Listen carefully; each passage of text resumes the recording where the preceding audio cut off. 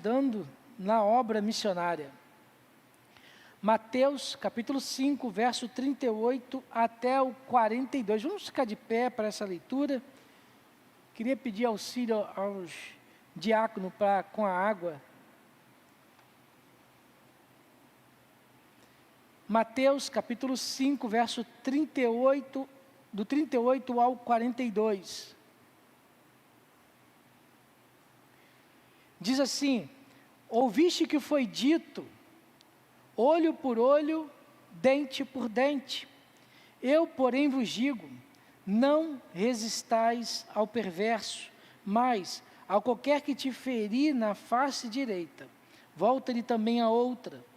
E ao que quer demandar contigo e tirar-te a túnica, deixa-lhe também a capa.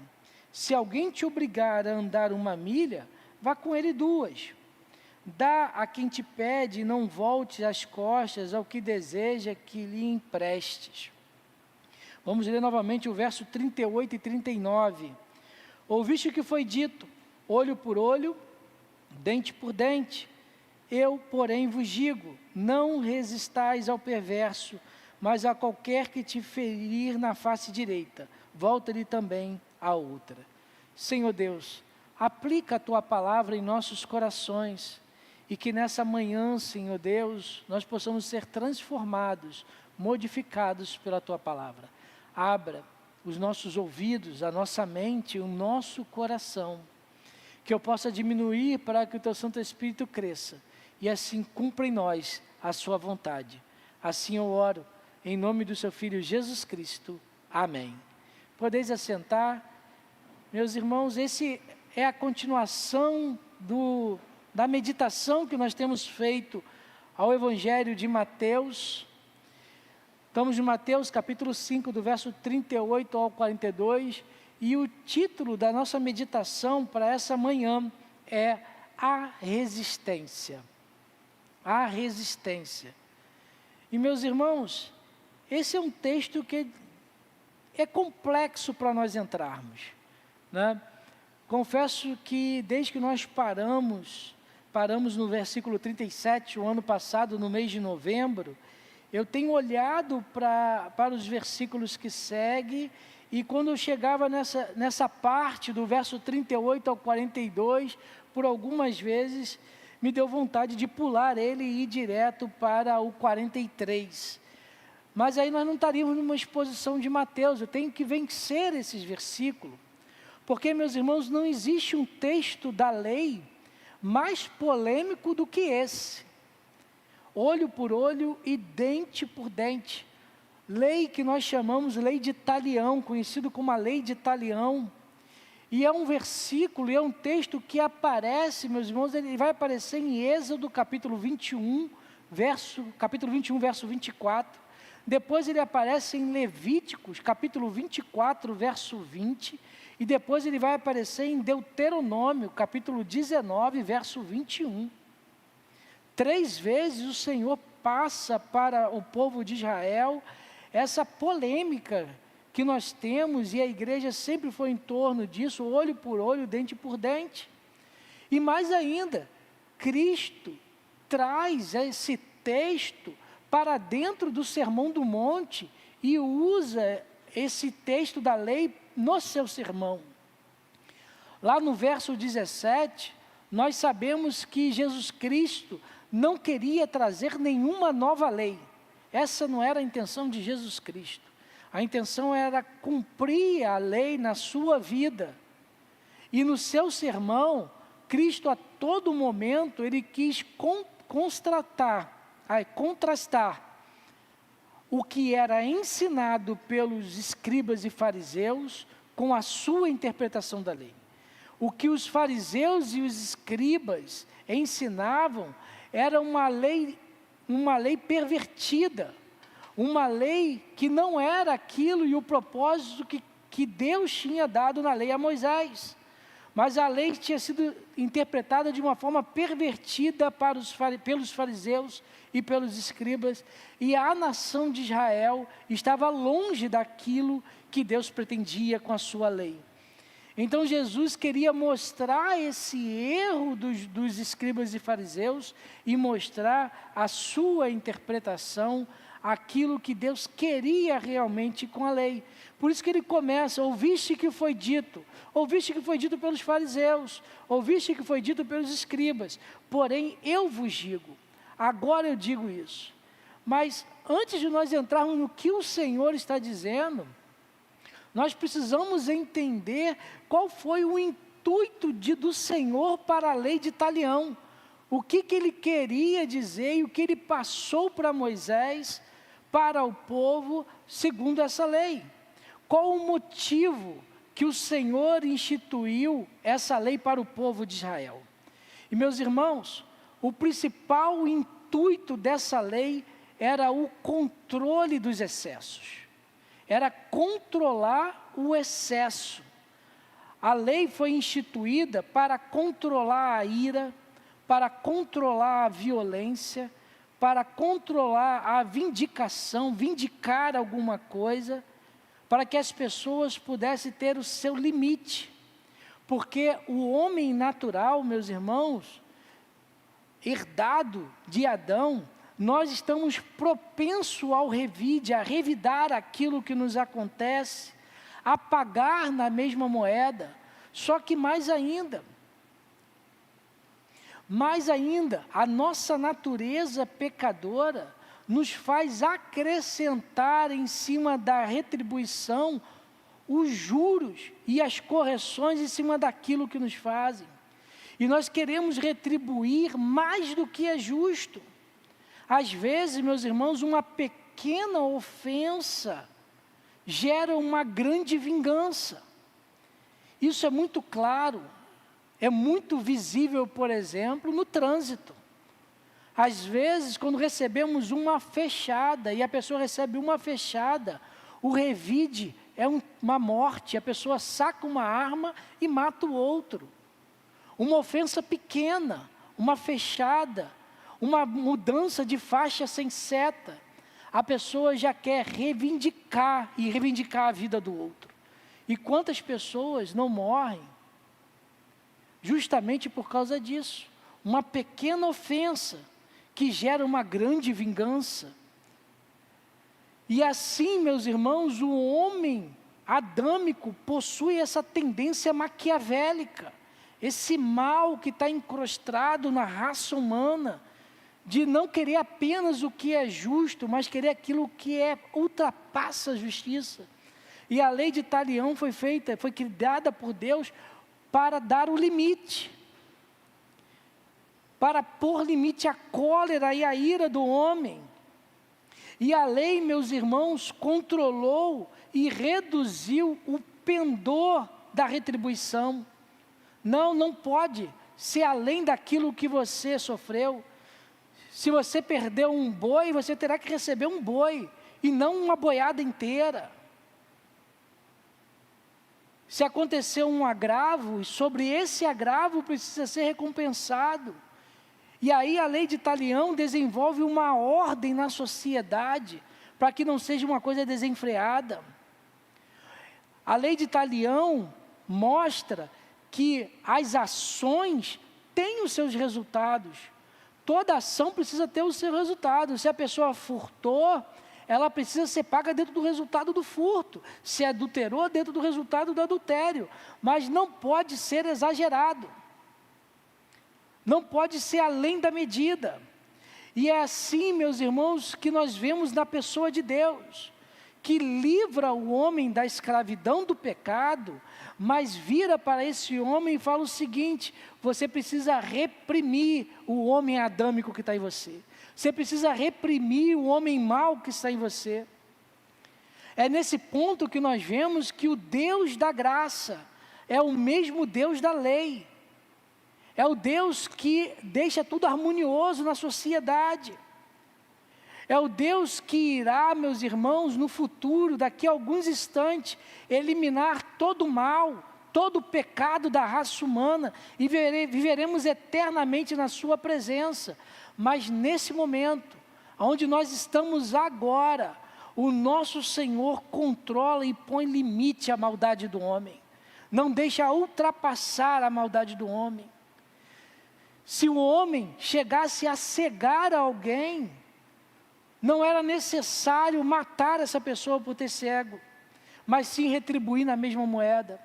Ele deveria pagar com aquilo que ele fez. A retribuição não poderia ser além daquilo que ele cometeu. Em Moisés, meus irmãos, o castigo era sempre equivalente à ofensa. Nunca, jamais poderia exceder aquilo que estava acontecendo. Deveria haver uma correspondência entre a gravidade do crime e o castigo de punição, para que fosse justo. E a lei, meus irmãos, mantinha o espírito vingativo do homem dentro de certos limites. Era isso que a lei de Italião estava fazendo na sociedade.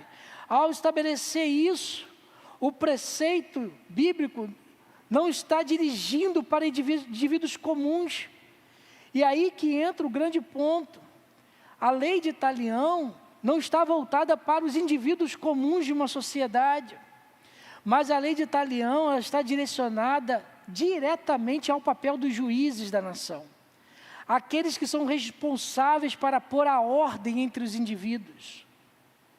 Os juízes tinham um limitador. Não pode retribuir além da medida. Os juízes não podiam agir de uma forma como bem lhe parecesse, agindo de uma forma com A, outra forma com B, mas tinha que colocar numa reta justiça. Precisa ter uma justa retribuição. E o Deus de justiça, meus irmãos, impediu que houvesse excessos dentro do povo. Mas quando nós olhamos para os fariseus, ouviste que foi dito e olhamos para o ensinamento dos fariseus, nós vemos que os fariseus perverteram essa ordenança.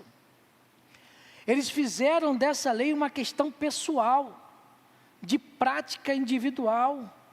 Achavam no direito e dever de executar essa lei sem a deliberação dos juízes de Israel. Efetuar a justiça com as próprias mãos, sem ter um trânsito julgado, sem ir na frente daqueles que foram habilitados para julgar. E a lei deixou, meus irmãos, de restringir excessos dentro do povo e passou a ser instrumento de direito de alguns. Manifestou a atitude egoísta do homem e muitas vezes, essa lei começou a operar com 2 pesos e 2 medidas, porque o crivo foi pessoal, e a lei deixou assim de cumprir o seu papel. Por isso que Cristo está falando com o povo. Os ensinamentos dos escribas e fariseus começaram a afastar o povo da verdade da lei, e o nosso Senhor quis corrigir essa interpretação. E meus irmãos, esse assunto sempre entra em debate na sociedade, sempre tem dado muitas margens para debate, principalmente quando nós pegamos e ligamos ao verso seguinte, do verso 38 ao 39, que diz o seguinte: eu, porém, vos digo, não resistais ao perverso. Eu, porém, vos digo, não resistais ao perverso. E é aí, meus irmãos, que muita teoria foi jogada na sociedade. O pacifismo, por exemplo, encontrou nessas linhas a sua defesa. A sociedade precisa ser pacifista. A passividade do ser humano sem reação ao que está lhe acontecendo, encontrou nesses 2 versículos a sua petição. Não precisa fazer nada. Vou ser passivo e pronto. É nesses 2 versículos que nós começamos a encontrar a legalidade para a apatia, para a indiferença do que está acontecendo na sociedade, a inatividade da igreja em ser um instrumento transformador da sociedade, a insensibilidade do homem para o que está acontecendo fora do seu contexto de vida, e assim se resguardam de tudo o que está acontecendo à sua volta por causa dessa declaração, mal interpretada. Mas, meus irmãos, todas essas pessoas entenderam errado o que Cristo estava ensinando. O que Cristo está ensinando e querendo nos ensinar nesse texto? O que podemos considerar que o nosso Senhor Jesus Cristo está trazendo de instrução para nós? Ouviste que foi dito, olho por olho, dente por dente. Eu, porém, vos digo, não resistais ao perverso. O que está envolvido nisso? O que nós podemos tirar de aprendizado do nosso Senhor Jesus Cristo? E quando nós olhamos para esses 2 versículos, nós encontramos 4 coisas para a nossa meditação. 4 coisas que nós temos que meditar. A primeira coisa que nós encontramos nesse texto, meus irmãos, é que o ensino de Cristo não se destina às nações nem ao mundo geral. O que Cristo está ensinando aqui nesses 2 versículos não está em volta às nações à nossa volta e nem ao mundo geral. E muitos, meus irmãos, olham para esse texto e levam ao entendimento literal. Não resistais ao perverso. E por isso, o homem não pode resistir o perverso, e isso é tudo. Se o homem não pode resistir ao perverso, nós não podemos ter força policial. Nós não podemos ter exército, marinha e aeronáutica. Nós não podemos ter leis penais contra os homens maus. Essa é a base do pacifista. Não pode ser feito nada, tem que deixar o homem mau fluir.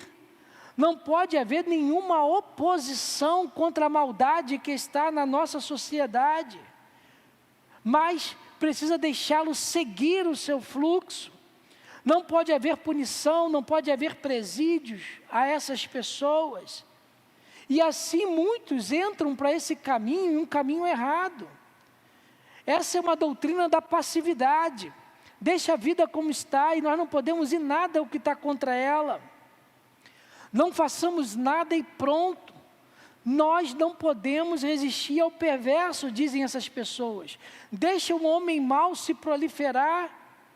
Mas, meus irmãos, esse ensinamento do nosso Senhor Jesus Cristo não é para o mundo, não é para a sociedade.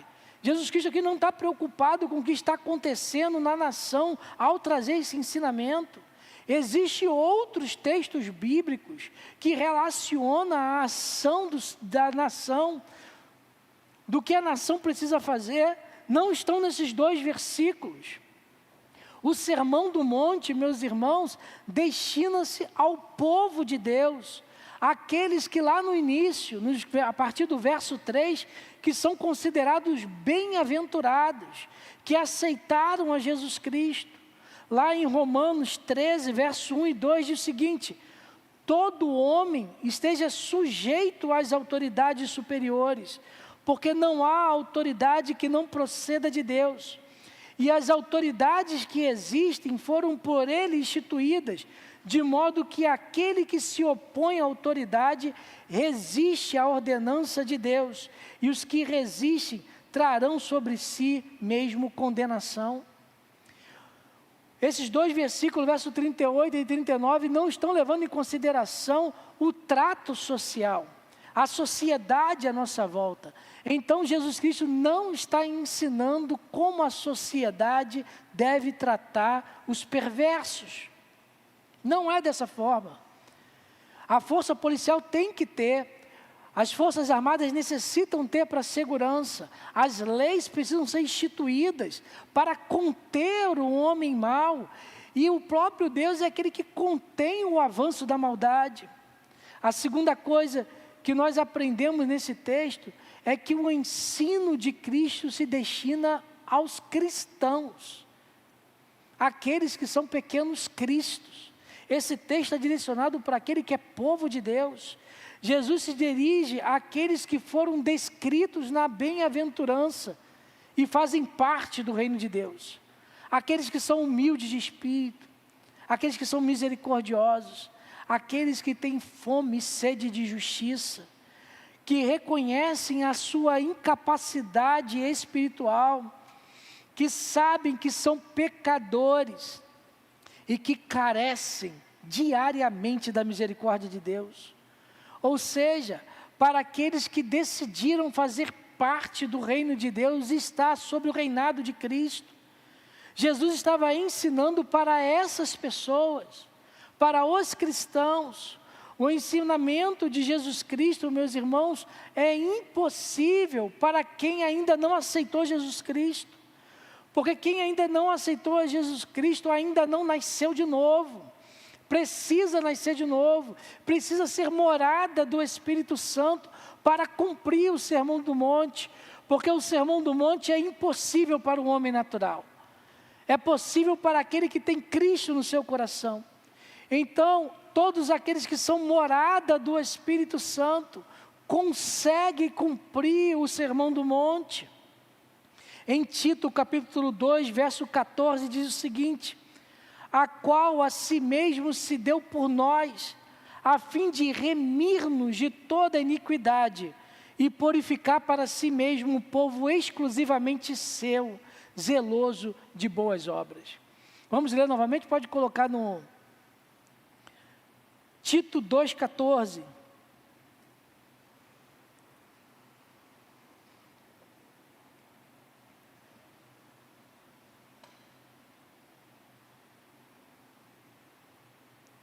A qual a si mesmo se deu por nós, a fim de remir-nos de toda iniquidade e purificar para si mesmo um povo exclusivamente seu, zeloso de boas obras.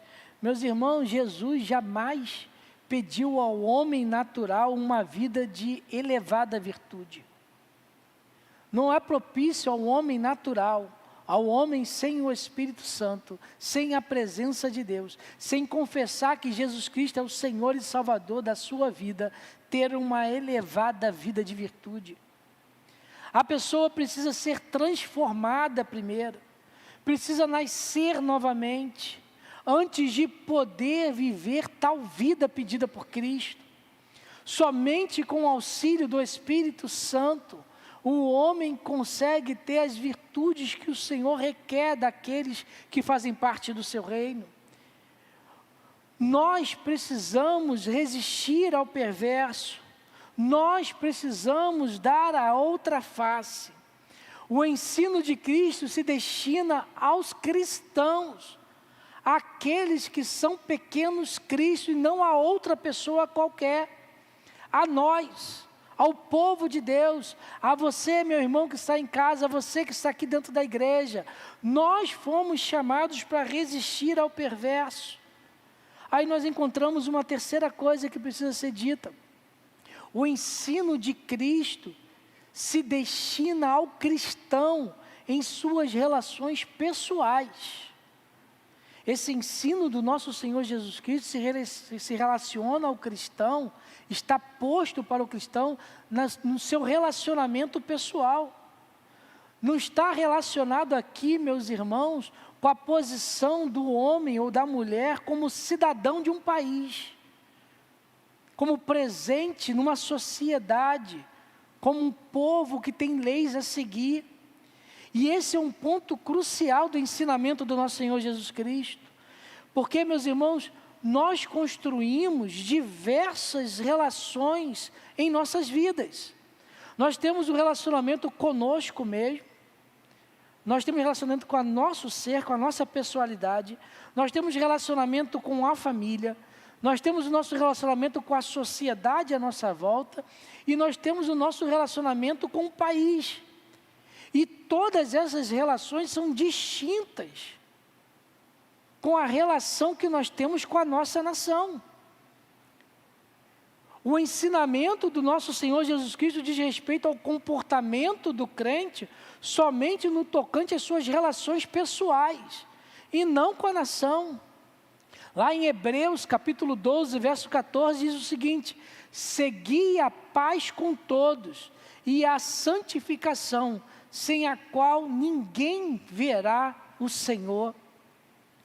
As relações entre o crente e o Estado nem é tocado nesse versículo.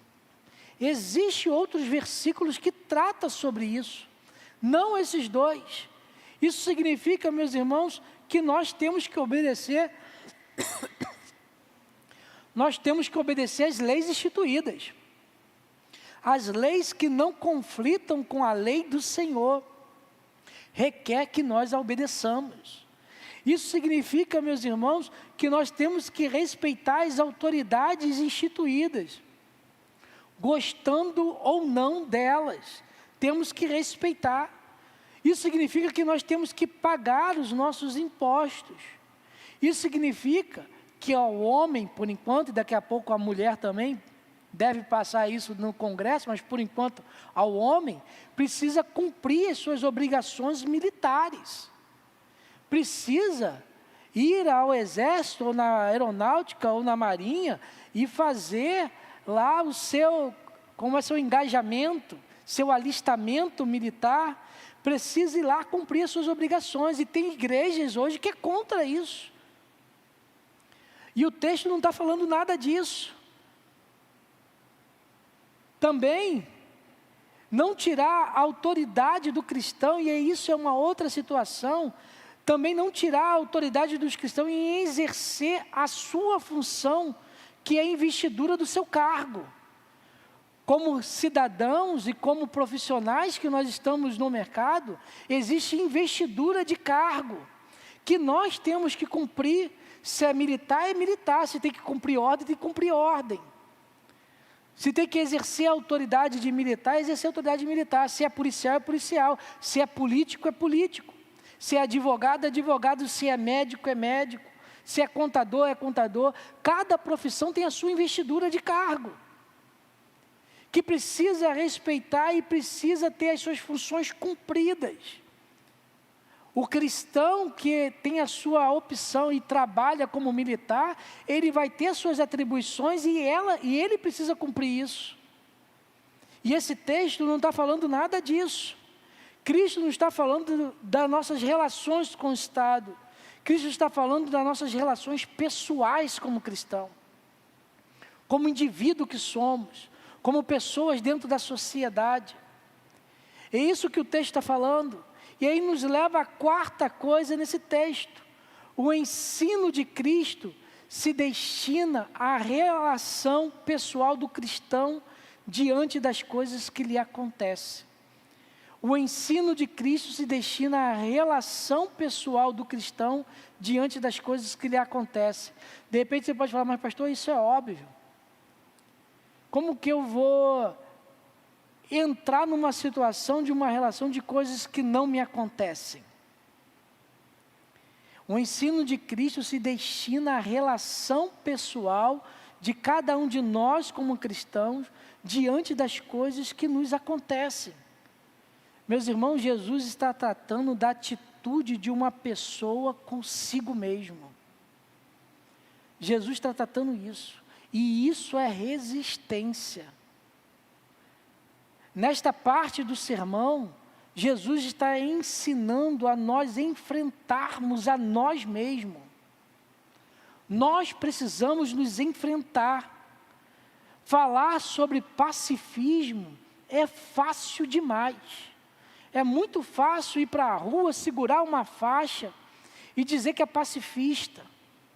De não querer o engajamento militar dizendo que é pacifista. O difícil, meus irmãos, é controlar as nossas mazelas. O difícil é controlar os nossos pecados de estimação. Aí é difícil. O difícil é controlar o homem mau que mora em nós. Cristo está querendo isto no seu sermão. E esse é o ponto crucial desse texto. Cristo está querendo que nós venhamos tomar conta de nós mesmos. O nosso Senhor, nesse texto, está tocando na nossa ferida. Mas Ele não está tocando para colocar um unguento para sarar. Ele está abrindo a ferida para mostrar quão mal nós somos. Ele está nesse texto colocando a gente numa situação desconfortável. Até que nós venhamos reconhecer que somos maus, que somos nada, que somos pecadores, que desejamos a maldade em nosso coração, para que depois possamos reconhecer que nós precisamos dEle, que nós necessitamos dEle. Por isso que eu digo, eu porém vos digo, diz o texto, não resistais o perverso. Aí podemos colocar um acréscimo: esse perverso sou eu. Esse perverso sou eu que olho no espelho. É a minha personalidade. Precisamos, meus irmãos, opor-se a nós mesmos. Nós temos que nos confrontar. Nós não podemos nos conformar como nós somos. É necessário que sejamos transformados diariamente, com uma oposição severa a nós. É por isso que lá em 2 Coríntios, capítulo 3, verso 18, o apóstolo Paulo vai dizer o seguinte, 2 Coríntios, capítulo 3, verso 18.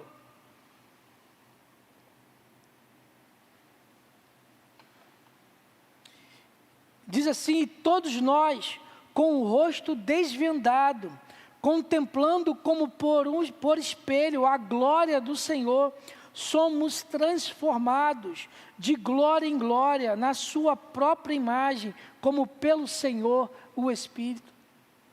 É por isso que Paulo, reconhecendo que está tratando esse caminho, que segue esse caminho, ele vira para a igreja e fala o seguinte: sedes os meus imitadores como eu sou de Cristo. Nós temos que imitar a Cristo, a percorrer esse caminho, um caminho que a cada dia somos menos parecidos conosco mesmo e mais parecido com Cristo. Meus irmãos, Cristo está falando sobre a nossa relação diante das coisas que nos acontecem. Como que nós estamos diante de tudo isso? E concluindo essa mensagem, meus irmãos, quando nós vamos lá para o final do texto, verso 42 desse texto que nós lemos, o texto diz o seguinte: dá a quem pede e não volte as costas, e ao que deseja que lhe emprestes. Dá a quem te pede e não voltes as costas ao que deseja que lhe emprestes. E é nesse ponto, meus irmãos, que nós compreendemos o que o nosso Senhor está querendo dizer nesse versículo todo. O que Ele está querendo nos ensinar.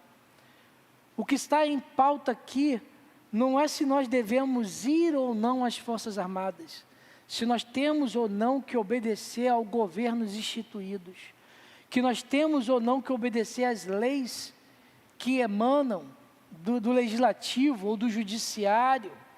O que está aqui, meus irmãos, o que o Senhor está fazendo aqui nesse versículo, que o Senhor está começando a fazer e está nos ensinando, é que Ele está desvendando e Ele está desmascarando o que controla o homem natural em nossas vidas.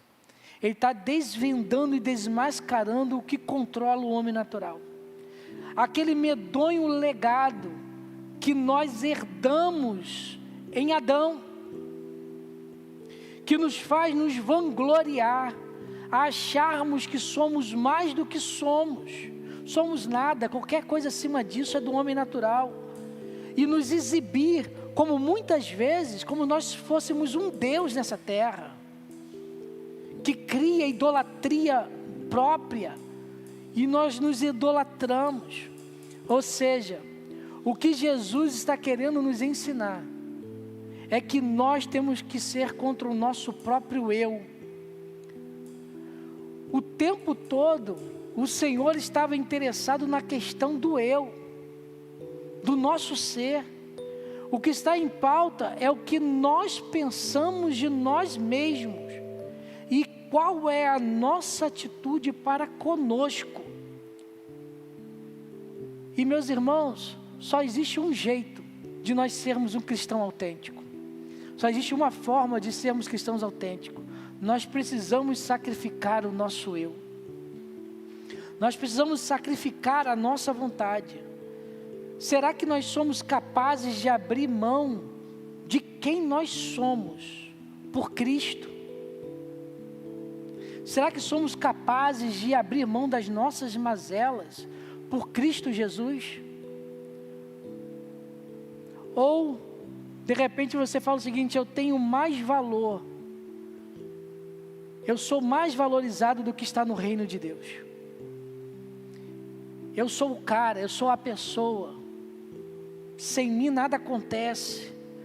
O homem natural que está em mim é mais importante do que o homem espiritual que é construído pelo Espírito Santo? Será que você consegue ser um sacrifício vivo para Deus e resistir ao perverso que está dentro de você?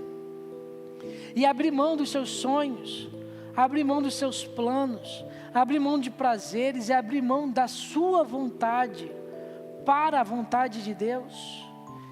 E dessa forma se entregar a sua vida como um sacrifício agradável ao Senhor? Meus irmãos, Jesus nos ensina que fomos chamados para resistir a nós mesmos. E nós temos que resistir a nós mesmos.